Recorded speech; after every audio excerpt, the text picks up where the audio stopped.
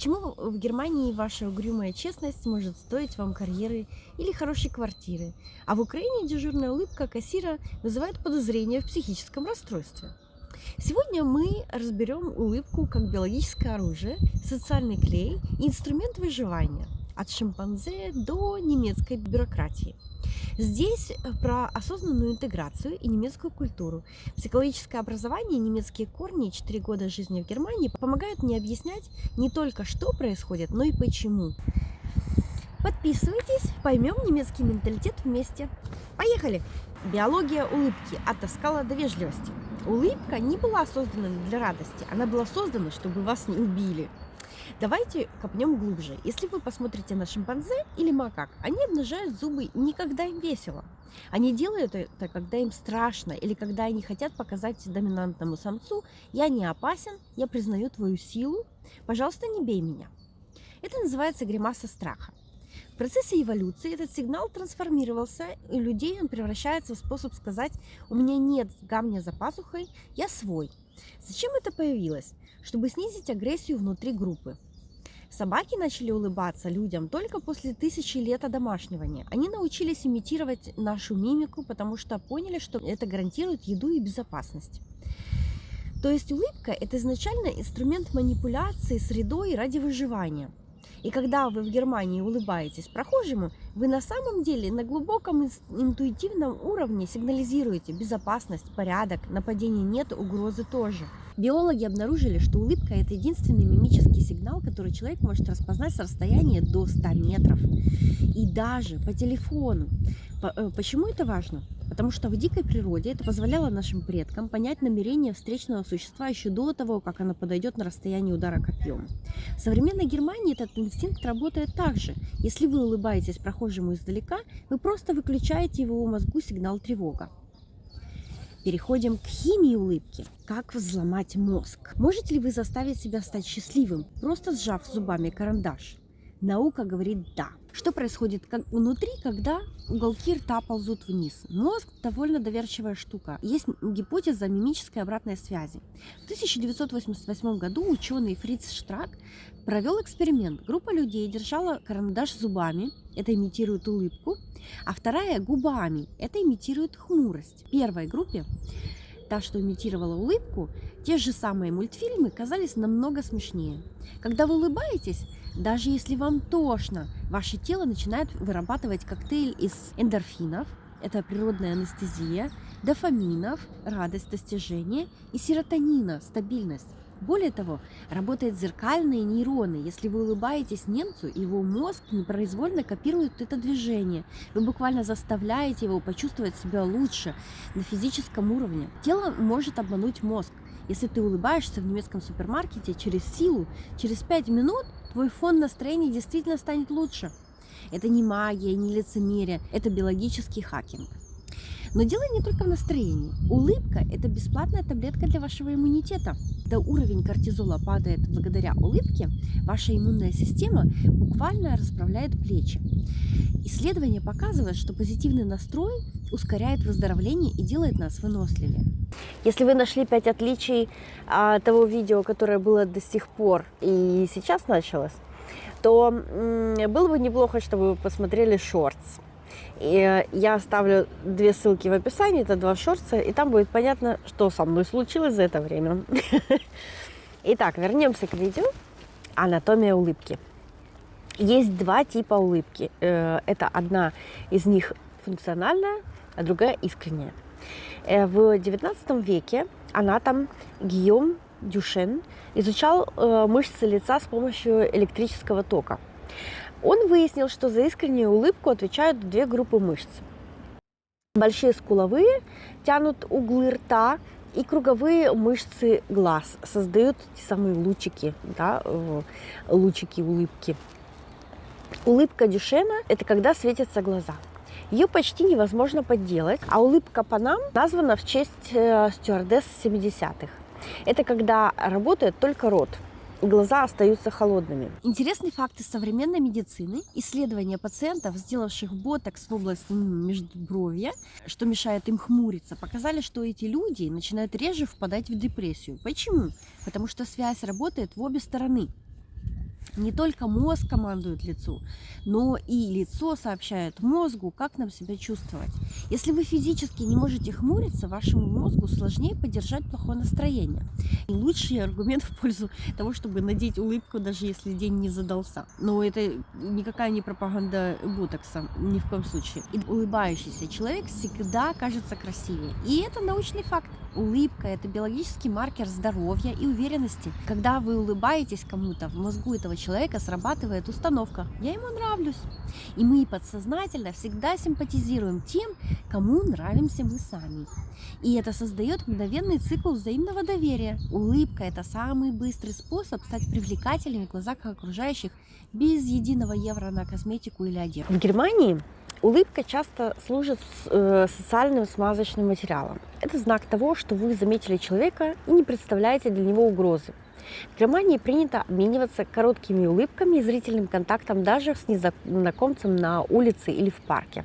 Это форма вежливого признания присутствия другого.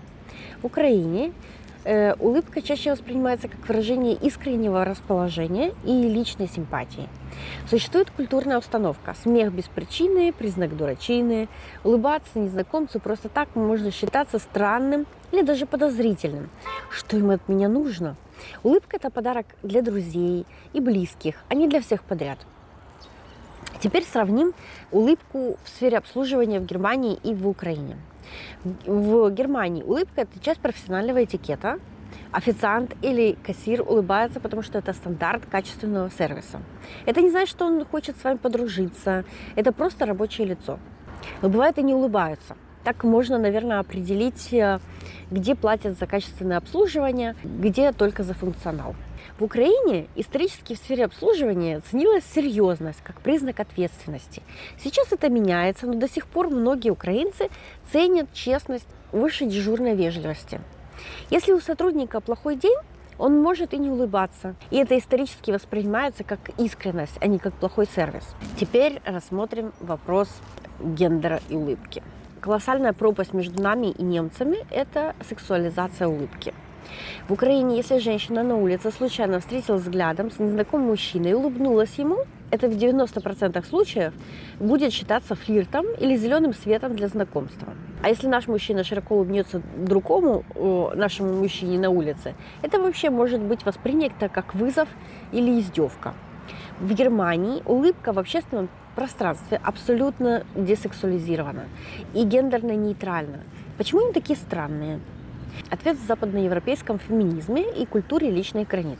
В Германии десятилетиями боролись за то, что женщина на улице была в первую очередь человеком, а не объектом романтической охоты. Немцы жестко разделили сферы. Для флирта есть бары, вечеринки и тиндер, а улица, метро или очередь в кассе – это нейтральная зона.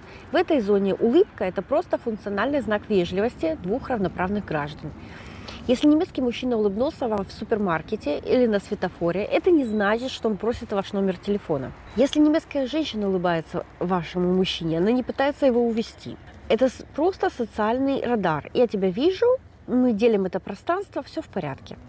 Нашим женщинам часто кажется, что с ними все флиртуют, а нашим мужчинам кажется, что над ними насмехаются. Но это просто немецкий базовый уровень безопасности, в котором нет никакого подтекста. Перейдем к географии улыбки.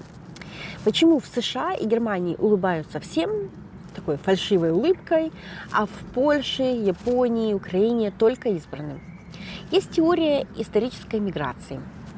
Страны с высоким уровнем переселения народов – США, Бразилия, Германия, как перекресток Европы – исторически населены людьми, которые не понимали языка друг друга. Германия всегда была страной гастарбайтеров и переселенцев. Когда у людей нет общего языка, улыбка становится единственным легальным способом договориться. Когда ты торговец из Баварии, встречаешь купца из Италии на ярмарке во Франкфурте, у вас нет общего словаря, у вас есть только лицо. Улыбка стала универсальным интерфейсом, чтобы не начать драку. Это способ сказать: «Я не знаю твоего языка, но я не враг». Германия веками была плавильным котлом миграции и торговли. А что в Украине? Долгое время это была закрытая общинная экосистема.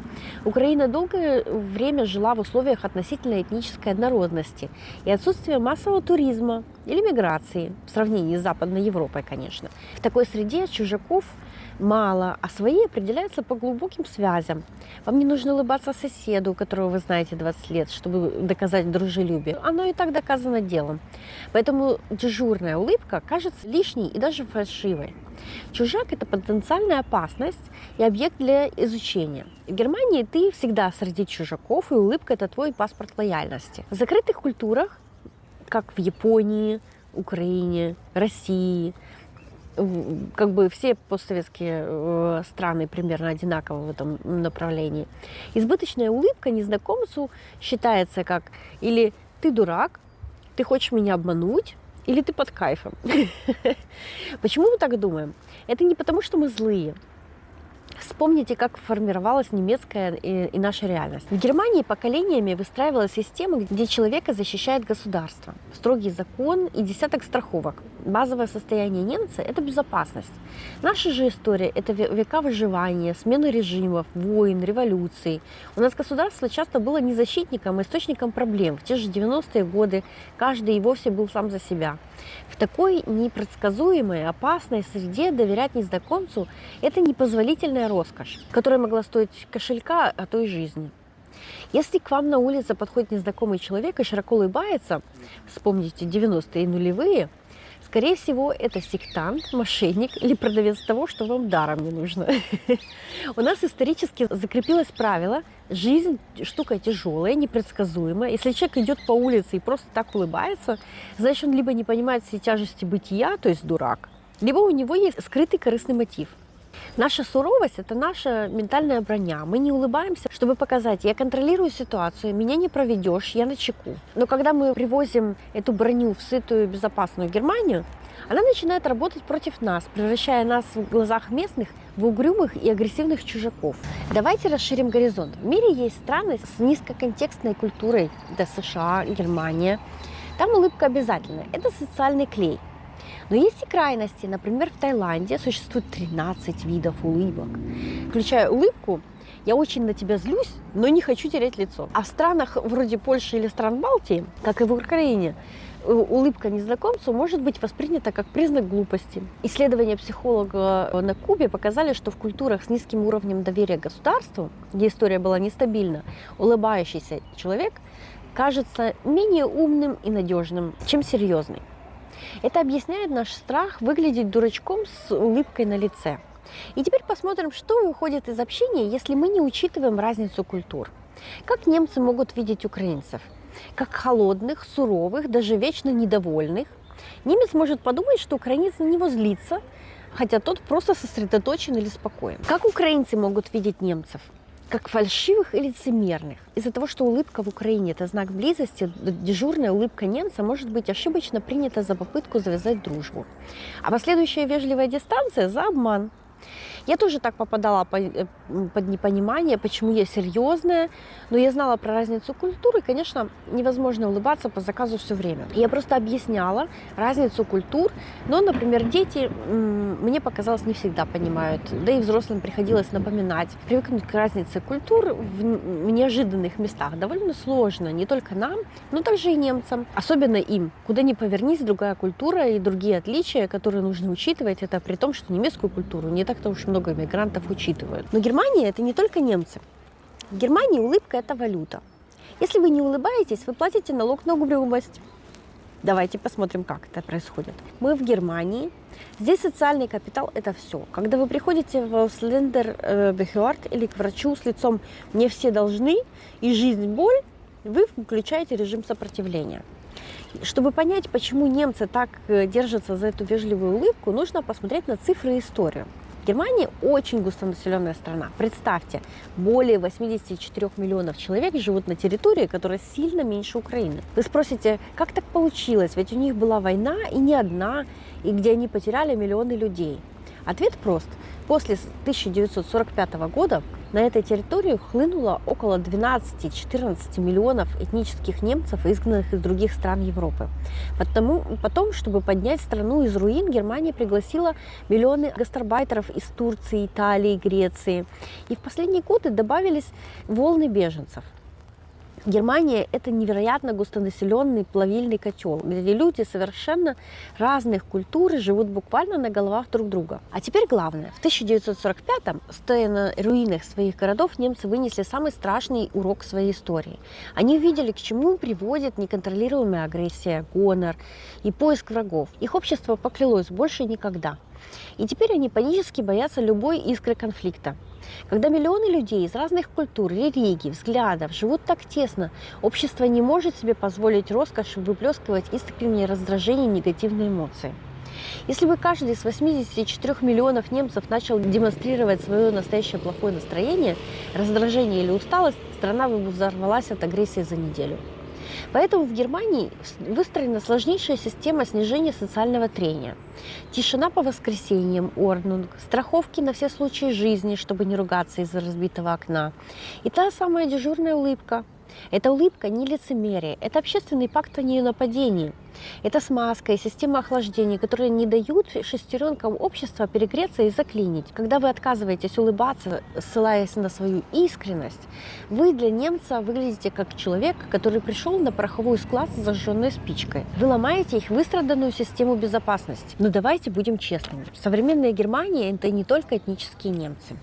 Здесь живут миллионы выходцев из Турции, арабских стран, Балкан, Африки. И у каждой из этих культур есть свой код общения. В некоторых южных культурах улыбка и открытость могут быть еще более экспрессивными, чем у немцев.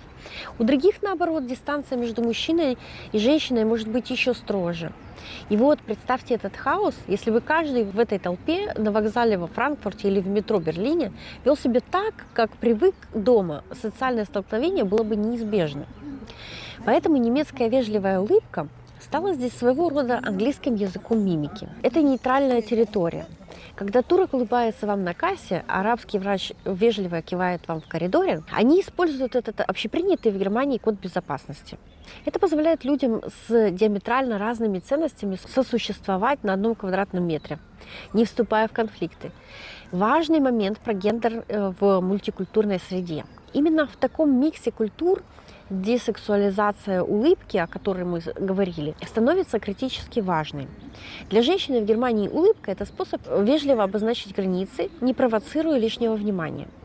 Если бы улыбка здесь всегда значила «я хочу познакомиться», жизнь в таком плотном, многонациональном обществе превратилась бы в бесконечный опасный хаос. Немецкая улыбка – это ваш щит, который говорит «я уважаю тебя, ты уважаешь меня, и мы оба соблюдаем правила этого пространства».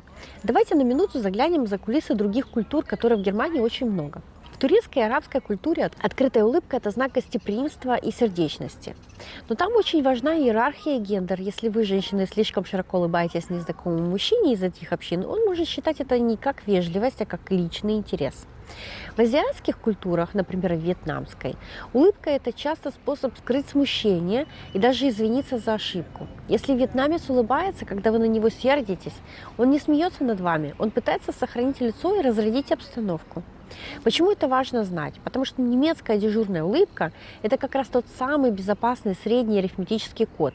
Она достаточно вежлива для южан, но достаточно дистанцирована для северян. Это мостик, который позволяет всем этим разным мирам не сталкиваться лбами.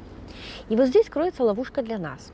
Для многих южных народов, турков, арабов, балканцев, отсутствие улыбки и наш прямой сосредоточенный взгляд – это не просто серьезность, это активная агрессия. Если немец считает вашу угрюмость просто невежливостью, то человек из южной культуры может подсознательно считать это как вызов на дуэль или личное оскорбление. Они считают наше спокойное лицо как «ты мне не нравишься, я готов к конфликту». Представьте, вы просто задумались о счетах из-за отопления, а человек напротив вас в метро уже напрягся, потому что ваше лицо транслирует готовность к драке. В мультикультурной Германии улыбка – это способ сказать всем этим горячим темпераментам «все спокойно, я не ищу проблем». Итак, вернемся к прагматизму. Сколько стоит ваше серьезное лицо? Немцы ценят симпатии. Это слово имеет в немецком языке немного другой оттенок, чем в наших. Это не любовь, это комфорт общения. Если вы потенциально не улыбаетесь кассиру, чиновнику в Ausländerbehörde или соседу, вы не просто честный человек. Вы для него сложная задача, от которой хочется избавиться. В их глазах вы источник потенциального конфликта. Вам не откажут по закону, но не помогут по-человечески. Улыбка в Германии открывает двери, которые закрыты для просто эффективных людей. Это способ снизить бюрократическое трение. Чиновник подсознательно хочет вам помочь, потому что вы не создаете ему стресс. Те, кто это не понимает, часто жалуются на холодность немцев, хотя сам просто не вставил ключ в замок. Конечно, вы сейчас можете сказать: я улыбнулся, а мне в ответ нагрубили или посмотрели как на сумасшедшего. Бывает ли такое? Да. Но важно понимать, кто это делает. Обычно это 3 категории людей. Первое – это новички, те, кто приехал недавно, еще тащат в себе агрессию, защитные механизмы своей родины. Они еще не поняли, что здесь война закончилась. Вы относитесь к этой категории? Подумайте. Второе – это идейные противники системы. Люди, которые годами живут в Германии, но демонстративно игнорируют ее нормы. Они живут в своих параллельных мирах и принципиально придерживаются только правил своей деревни. Спойлер, такие люди никогда не интегрируются нормально. Они всегда будут чувствовать себя здесь чужими и несчастными. Подумайте, относитесь ли вы к этой категории тоже. Третье – это люди с ментальными проблемами. Как и в любом обществе, они есть. Поймите главное, неадекватная реакция на вашу улыбку – это диагноз этого человека, а не ошибка системы. Не позволяйте единицам, которые застряли в своем прошлом или своей болезни, разрушать вашу стратегию успеха. Если вам не улыбнулись в ответ, это не ваша проблема. Это их неспособность вписаться в цивилизованный мир. Здесь я хочу сделать важную ремарку. Часто мы, приезжие, считаем немецкие улыбки вежливостью по инструкции. Но мой личный опыт говорит о другом. Я не раз попадала в ситуацию, когда немцы в абсолютно формальных учреждениях улыбались мне искренне, безо всякой выгоды. Многие немцы, особенно те, кто работает в социальной сфере, искренне счастливы, когда могут помочь. Это их внутренняя потребность. Но представьте, человек выходит на работу с желанием созидать, а встречает стену из наших унылых физиономий и вечно недовольных глаз. Мы сами отпугиваем тех, кто готов протянуть нам руку. У нас есть привычка либо требовать с гонором защитной реакции, либо отказываться от помощи из вежливости, ожидая, что нас уговорят, как принято дома. В Германии это не работает. Если вы заходите с улыбкой и показываете: я вижу вас, человека, и мне действительно нужна ваша помощь, вы получите в разы больше, чем прописано в любом регламенте. Улыбка – это сигнал того, что вы готовы принять помощь и не сражаться с системой. В чем польза для вас? В Германии те, кто улыбается, быстрее получают скидки, лучше договариваются с арендодателем и легче проходят собеседование.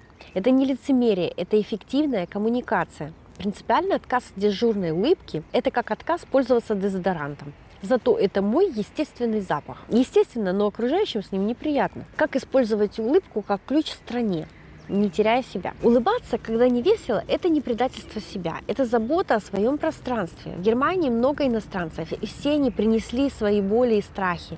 Ваша улыбка – это сигнал: со мной все окей, я не добавляю проблем. Попробуйте неделю в Германии улыбаться всем: кассирам, людям в лифте, водителю автобуса, и не ждите ничего взамен. Вы увидите, как холодные немцы внезапно начинают придерживать вам двери, делать комплименты.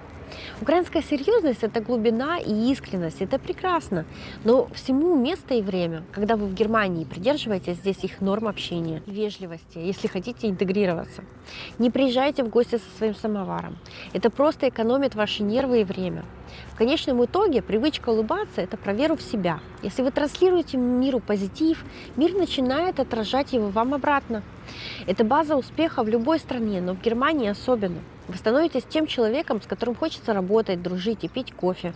Вы перестанете быть проблемным мигрантом, а становитесь классным человеком просто. Напишите в комментариях, бесит ли вас вежливая улыбка немцев, или вы уже начали ее практиковать. Если лень придумывать ответ, то просто напишите в комментариях сразу: улыбка поднимает настроение, если досмотрели до конца. Так я увижу наших людей, кто за осознанную интеграцию, а не просто за выживание. И не забудьте подписаться. В следующем видео разберем еще один слой немецкого менталитета. Здесь мы разбираем Германию на запчасти. Не останавливайтесь на этом. Чтобы картина сложилась полностью, посмотрите вот еще 2 ролика. Я специально подробила их так, чтобы они дополнили то, о чем мы договорились сегодня.